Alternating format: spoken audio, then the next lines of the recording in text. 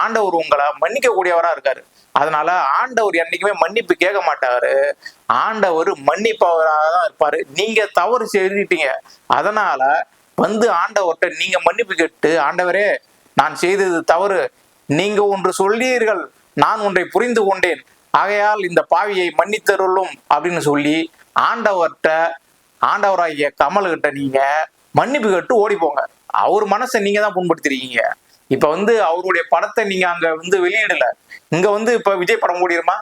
விஜய் படம் எப்படி ஓடிருமான்னு கேக்குறீங்களா? அந்த படத்தை யாரு தயாரிக்கிறா? கர்நாடகார் தானே தயாரிக்கிறாரு. அப்ப இங்க இருந்து அவர் வந்து பல கோடிகளை அள்ளிட்டு போறதுக்கு நாங்க விட்டுருவோமா? சொல்லுங்க நீங்க. அப்ப நாங்க வந்து அங்க நீங்க வந்து கமலஹாசன் படத்தை ஓட விட மாட்டீங்க. அப்ப இங்க நாங்க வந்து கர்நாடகாரன் தயாரிக்கிற படத்தை இங்க நாங்க ஓட விட்டுருவாங்களா? அந்த பட தயாரிப்பு நிறுவனம் விஜய் படத்தை விஜய்கிட்டே கொடுத்து நீங்களே சேல் பண்ணிக்கிங்க அப்படின்னு, இல்லைன்னா தமிழ்நாட்டு ப்ரொடியூசர்கிட்ட கொடுத்து நீங்களே டிஸ்ட்ரிபியூட் பண்ணிக்கிங்க அப்படின்னு சொல்லி ஒரு வேலை கொடுத்தாங்கன்னா வருங்காலங்கள்ல விஜய் படம் ஜனநாயகம் இந்த தமிழ்நாட்டிற்குள் ஓடுவதற்கு வாய்ப்பு இருக்கு. அப்படி இல்லைன்னா கன்ஃபார்மா ஜனநாயக படம் வருவதில்லை, இங்க திரையிடுவதில் சிக்கல் இருக்கும். கண்டிப்பா போராட்டம் நடக்கும், கன்ஃபார்மா இருக்கும். ஏன்னா அங்க வெளியிடல, கமலஹாசன் படத்தை வந்து வெளியிடல. இது வந்து மிகவும் வருத்தத்துக்குரிய செயல். ஏன்னா அவரு பேசுனது வேற, நீங்க படத்தை வெளியெடுத்து நிறுத்தி வைக்கிறது வேற. மன்னிப்பு கேட்டாதான் விடுவான்னா இது என்ன அர்த்தம்? அப்படியாற்பட்ட பணம் எனக்கு வேணாண்டாங்கிறாரு கமலஹாசன். உங்ககிட்ட நான் மன்னிப்பு கேட்டுதான் என் படத்தை அங்க வெளியிடணுமா? போடான்றாரு. அதை விட என் மொழி தான்டா எனக்கு முக்கியம், என் மொழி தான் தன்மானம் தான் அப்படின்னு சொல்லிட்டு அங்க சிங்கம் மாதிரி நிக்கிறாரு. யாரு நிக்கிறாரு? ஆண்டவர் நிக்கிறாரு.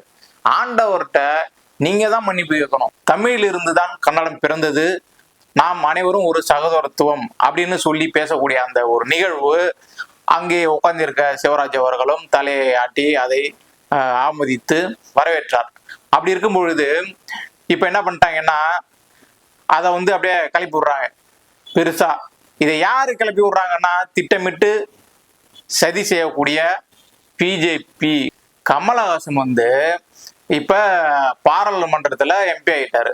இத பொறுத்துக்க முடியாத சில சங்கி இருக்காங்க பத்தியா, சில சங்கிகள், சில நிர்வாகிகள், அவங்க வந்து என்னடா பண்ணலாம் அப்படின்னோடனே இவர் இந்த ஒரு விஷயத்த பேசின உடனே இதை கையில எடுத்துட்டாங்க.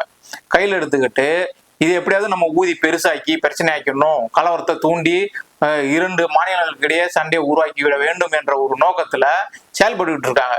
இதை வந்து கர்நாடக மக்கள் புரிந்து கொள்ள வேண்டும். இது வந்து அரசியல் ஆக்கப்பட்டு கலவரம் செய்யப்பட்டு குளிர் காயப்படக்கூடிய சம்பவமா தான் இப்ப வந்து அவங்க பண்ணிட்டு இருக்காங்க.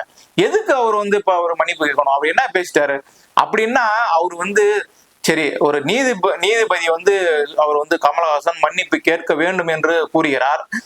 ஏன் அவர் வந்து உணர்வை வந்து புண்படுத்திட்டாங்க அப்படின்னு சொல்லி சொல்றாங்க. என்ன உணர்வை புண்படுத்திட்டாரு? அவரு கரெக்டா தானே பேசியிருக்காரு.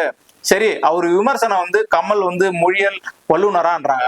அவரு மொழியியல் வல்லுநர் கிடையாது, அவரு வந்து ஆராய்ச்சி செய்யவில்லை. சரியா? அப்ப மொழியியல் வல்லுநர்கள் பேசியதை தானே அவர் பேசினாரு. அப்ப இது கமலஹாசன் மன்னிப்பு கேட்க வேண்டும்? அப்ப அந்த தொன்மையான மொழியிலிருந்து தான் வந்தது அப்படி என்று சொல்லக்கூடிய அந்த நபர்கள் யார் என்று பார்த்து அவர்களை கைது செய்யுங்க வேண்டாம் முடிஞ்சா. யார் சொன்னாங்க? தமிழியல் மொழி வல்லுநர்கள் பல பேர் சொல்லியிருக்காங்க. கல் தோன்றா மண் தோன்றா காலத்தில் முன்னாடியே மூத்த மொழி தமிழ் மொழி அப்படின்னு சொல்லி குறிப்புகள் இருக்கு. அதுக்காக தான் நீங்க என்ன பண்ணிட்டீங்க, தோண்ட தோண்ட தமிழனுடைய ஆக்கப்பூர்வமான பல சுவடுகள், தமிழின் தொன்மை கிடைப்பது வந்து பொறுக்க முடியாது தான் கீழடி ஆராய்ச்சியை நிறுத்தி வச்சுட்டீங்க. ஏன் பயம்? அப்படி என்ன உங்களுக்கு பயம்? அதனாலதான் நீங்களும் அந்த இதுவை நிறுத்தி வச்சிருக்கீங்க. புரியுதுங்களா? அதனால இதை வந்து பார்க்கக்கூடிய கன்னடர்களும் சரி தமிழர்களும் சரி புரிந்து கொள்ள வேண்டும். தமிழனுடைய சிறப்பு உங்களுக்கு தெரியும். எல்லா நடிகர்களையும் சரி எல்லா மாநில மக்களையும் அரவணைத்து ஒன்றாக வாழ வைப்பது இந்த தமிழ்நாடு. இப்போ இது எதன் அடிப்படையில வந்து அவர் தீர்ப்பு கொடுத்தாரு? உடனே அவர் வந்து உடனே மன்னிப்பு கேட்கணும், அவர் வந்து தப்பா பேசிட்டாரு. அவர் என்ன கன்னட மொழி வந்து ஒரு மட்டமான மொழி, எங்க மொழிக்கு வந்து ஈடாகுமா அப்படி இப்படின்னு ஏதாவது மொழி சர்ச்சையை பேசினாரா? இல்ல, எங்க மொழியிலிருந்து தமிழிலிருந்து கன்னடம் பிறந்தது, அதனால நீங்க நாங்களும் சகோதரத்துவம் அப்படின்னு சொல்லி அங்க வந்து அரவணைப்பை ஏற்படுத்துறாரு. ரெண்டு மக்களும் கூட உள்ள ஒரு பிணைப்பை ஏற்படுத்துறாரு. இவங்க என்ன பண்றாங்க? ஆஹா இவங்க எல்லாம் சேர்ந்துட்டாங்கன்னா இவருடைய பேச்சு என்ன இப்படி இருக்கு, நம்மளே ஏற்கனவே வந்து தண்ணி பிரச்சனை அப்படி இப்படின்னு பல பிரச்சனைகளை கிளப்பி நம்ம அடிதடியை உருவாக்கிலாம் வச்சிருக்கோம், பல கலவரங்களையும் உருவாக்கி தமிழர்கள்லாம் நம்ம அடிச்சிருக்கோம். இப்ப வந்து இவன் வந்து பேசி இப்படி ஒண்ணு சேர்க்கிறானே அப்படின்னு பொறுத்து கொள்ள முடியாத சில பாஜக நிர்வாகிகள் என்ன பண்றாங்க, அந்த குரூப், அதாவது இந்த கலவரத்தை தூண்டக்கூடிய குரூப் என்ன பண்ணுது, கேஸ் போடுது. கேஸ் போய் புகார் கொடுத்து அதுக்கப்புறம் உடனே வந்து கோர்ட்டுல தீர்ப்பு வருது. எப்படின்னா இவரு என்ன பெரிய நீதிபதி வந்து என்ன அவரு பெரிய மொழியல் வல்லுனரா, அவரு ஆராய்ச்சி செஞ்சு உடனே இது பண்ணாரா? அவருக்கு வந்து என்ன பண்ணணும், ஆராய்ச்சி செய்ய வேண்டும். அப்ப கமல் சொன்னது, ஐயோ என்ன நீ இப்படி சொல்லிட்டு இருக்க அப்படின்னு சொல்லி, அப்படியா நான் பாக்குறேன் இரு அப்படின்னு சொல்லிட்டு அங்க ஒரு மொழியல் வல்லுநர்கள் இருப்பாங்க, இங்க இருப்பாங்க கமல் தரப்புல. சரி வாங்க நீங்க பேசிட்டீங்க, கருத்து சுதந்திரத்துல பேசுறீங்க, சரி அப்ப மக்களுக்கு புரிய வைப்போம் அப்படின்னு சொல்லி நீங்க ஆரோக்கியமா அதை விவாதிக்கணுமா இல்லையா? இல்ல நீ மன்னிப்பு கேட்டுதான் ஆகணும், உனக்கு என்ன ஈகோ, நீ அவ்வளவு சம்பளம் வாங்குற போற வரான்னா, இது வந்து ஒட்டுமொத்த தமிழர்களையும் மிரட்டும் தோணியில் இருக்கிறது. இது வந்து கமலஹாசனை மட்டும் மிரட்டும் செயல் அல்ல. ஏன்னா தமிழனுடைய வரலாறு பல இடங்கள்ல இன்னமும் மறைக்கப்பட்டுக்கிட்டு வருது. மூத்த மொழி எதுன்னு கூகுள் அடிச்சு பாருங்க, என்னன்னோ வருது இப்ப கூகுள்ல பார்க்கும்போது. அந்த அளவுக்கு வந்து தமிழனுடைய வரலாற்றை வந்து மறைச்சிக்கிட்டு இருக்காங்க. எல்லா மாநிலத்தவர்களையும் எல்லா நாட்டுக்காரர்களையும் சரி வாழ வைப்பது தமிழ்நாடு. இப்ப சென்னையில வந்து தமிழ்நாட்டுக்காரர்கள் மட்டும்தான் இருக்காங்களா? இந்தியாவுல நம்ம சென்னையில குறிப்பா எவ்வளவு பேரு வடநாட்டுல இருந்து எவ்வளவு பேர் இருக்காங்க, இந்தியாரங்க எவ்வளவு பேர் இருக்காங்க, எல்லாருமே வந்து இங்கதான் இப்போ வேலைக்கு வந்திருக்கான். ஃபுல்லா எங்க பார்த்தாலும் ஒரு இந்தியாரன் தானே இருக்கான். அப்ப எல்லாரையும் இங்க வந்து தமிழ்நாடு வாழ வச்சுதானே பழகம். யாரையாவது சரி போன்னு அடிச்சு யாராவது விரட்டுறாங்களா? எல்லாருக்கும் வேலை கொடுத்து எல்லாருக்கும் வீடு கொடுத்து இங்க தங்க வச்சு எல்லாரையும் வந்து அரவணைத்து நடத்துறோம் நம்ம. ஆனா அவங்க என்ன பண்றாங்க, இதை ஏத்துக்க முடியல அவங்களுக்கு. அந்த மக்கள் வந்து அமைதியாகத்தான் இருக்கிறார்கள் கர்நாடக மக்கள்.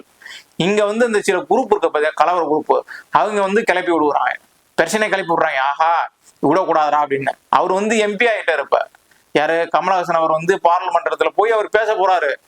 அதெல்லாம் பொறுத்துக்க முடியல, பொறுத்து கொள்ள முடியாதத்தான் இந்த மாதிரி ஒரு செயலை செய்யறாங்க. தூண்டி விட்டு இந்த மாதிரி கேஸ் போட்டு அவர் மன்னிப்பு கேட்கணும் அப்படின்னு சொல்லி இது பண்றாங்க. அவர் பார்த்தாரு, நான் பேசுனதுல என்ன தப்பு, நான் மன்னிப்பு கேட்க முடியாது அப்படின்னு அவரு கேட்கிறாரு. ஒரு லெட்டரும் எழுதுறாரு, நீங்க தவறாக புரிந்து கொண்டதற்கு நான் வருந்துகிறேன் அப்படின்னு தான் அவரு சொல்றாரு. அவர் வந்து இதுல ஏதாவது மன்னிப்பு இருக்கா அப்படின்னு தேடி பார்த்துட்டு, ஐயோ இதுல மன்னிப்பு இல்ல, என்ன ஈகோ அப்படின்றாரு. எதுக்கு அவர் மன்னிப்பு கேட்கணும்? அவரு சொல்லவில்லையே அத. தமிழிலிருந்து கன்னடம் பிறந்தது என்று கமலஹாசன் என்னைக்கு சொன்னாரு? அவர் வந்து பல மொழி ஆராய்ச்சியாளர்கள் சொல்றதைத்தான் அவரு சொன்னாரு. இவரு தனிப்பட்ட முறையில வந்து போய் ஆராய்ச்சி செஞ்சு இதை பாருங்க அப்படின்னு சொன்னா நீங்க வந்து விமர்சனம் வைங்க. அவரை வந்து எப்படி நீ சொல்லலாம்னு கேளுங்க. இப்ப நீங்க எங்க இருந்து சொன்னீங்க, அது எப்படி சொன்னீங்கன்னு அப்படி கேளுங்க.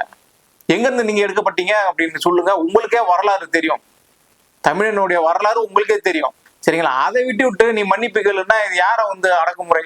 இதை யார வந்து நீங்க வந்து மிரட்டுறீங்க? சரி நீங்க அங்க வந்துட்டு உட்காந்துக்கிட்டு ஒரு நீதிபதியா நடந்துக்கிறீங்களா இல்ல என்ன பண்றீங்க? நீதித்துறை வந்து இது இப்படியா செயல்படும்? நீதித்துறை என்பது இருதரப்பு வாதங்களையும் இது வந்து ஆய்வு பண்ணி அவர் பேசிட்டாரு. இது வந்து பிரச்சனையா வருதுன்னா யாரு மக்கள் இந்த போராட்டத்தை நடத்துறாங்களா? இல்ல, சில கட்சி நிர்வாகிகள் வந்து கூட்டத்தை கூட்டிக்கிட்டு வந்து புண்படுத்திட்டாங்க அப்படின்னு சொல்லிட்டு அவங்க வந்து இந்த மாதிரி கொதிக்கிறாங்க, கொந்தளிக்கிறாங்க.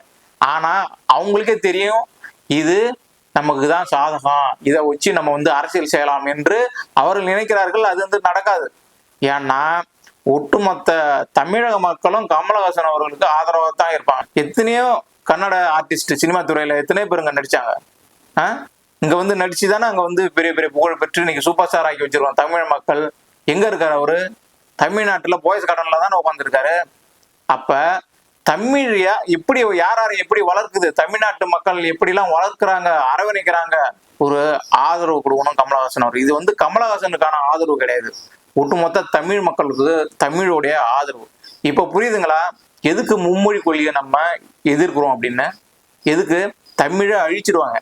நம்ம வந்து தமிழை மட்டும் நம்ம இழந்துட்டோம். நமது உரிமைகளையும் நமது இன உணர்வையும் நம்மளுடைய ஒற்றுமையும் வந்து இழந்துட்டு ஒரு அகதி மாதிரி நம்ம நாட்டிலே நம்ம சுற்றக்கூடிய சூழல் வரும். அப்படிதான் இப்ப வந்துகிட்டு இருக்கு. ஏன்னா தமிழர்கள் இப்ப எங்க பார்த்தாலும் இந்தியாரன் தான் அங்க வந்து வேலை செஞ்சுட்டு இருக்கான். எந்த ஹோட்டல் போய் பாரு, எந்த டீ கடையிலும் டீ கடையில கூட அவன் தான் டீ போட்டு கொடுக்குறான். இங்க வந்து அமைதி பூங்காவா இருக்கு, இங்க வந்தா சம்பளம் கொஞ்சம் நிறைய கிடைக்கும், குடும்பத்தை காப்பாத்தலாம், நம்ம பசங்களை இங்க வந்து படிக்க வச்சுக்கலாம் அப்படின்னு தான் அங்க தேடி வராங்க. மற்ற மாநிலங்கள்ல அது இருக்கா? அடிப்படை வசதி இருக்கா? அப்படி இருந்தா ஏன் அங்க வராங்க? தமிழ்நாடு நோக்கி எதுக்கு வரணும்? அவ்வளவு பேரும் படையெடுத்து வடக்கு கூட்டங்கள் எல்லாம் பிற மாநிலத்தவர்கள்லாம் தமிழகத்தை நோக்கி படையெடுத்து வர காரணம் என்ன? இங்க வேலை வாய்ப்பு அதிகமா இருக்கு, இங்க டீசென்சியா பசங்களை படிக்க வைக்கிறாங்க, கல்வி மருத்துவம் எல்லாத்திலையும் சிறந்து விளங்குது தமிழ்நாடு. அதனாலதான் இங்க எல்லாம் வந்து வராங்க. இங்க வந்து தமிழ்நாட்டில பிழைப்பதற்காகவும் வேலைக்காகவும் வராங்க. தமிழ்நாட்டுடைய கலாச்சாரம் எல்லாம் பிடித்து போய் தான் அங்க வராங்க. இது ஒரு அமைதி பூங்காவா இருக்கிறது வராங்க. இதை வந்து பிடிக்கல மத்தவங்களுக்கு, சிலருக்கு பிடிக்காதன் காரணமாக இப்ப வந்து மொழி பிரச்சனையா உருவாக்கி விடுறாங்க. ஆண்டவரை போய் நீங்க வந்து மன்னிப்புகள்னா இது எங்கேயாவது அடுக்குமாடா? ஆண்டவரை யாராவது போய் மன்னிப்பு கேட்க சொல்லுவாங்களா? ஆண்டவர்கிட்ட நீங்க தான்டா மன்னிப்பு கேட்கணும்.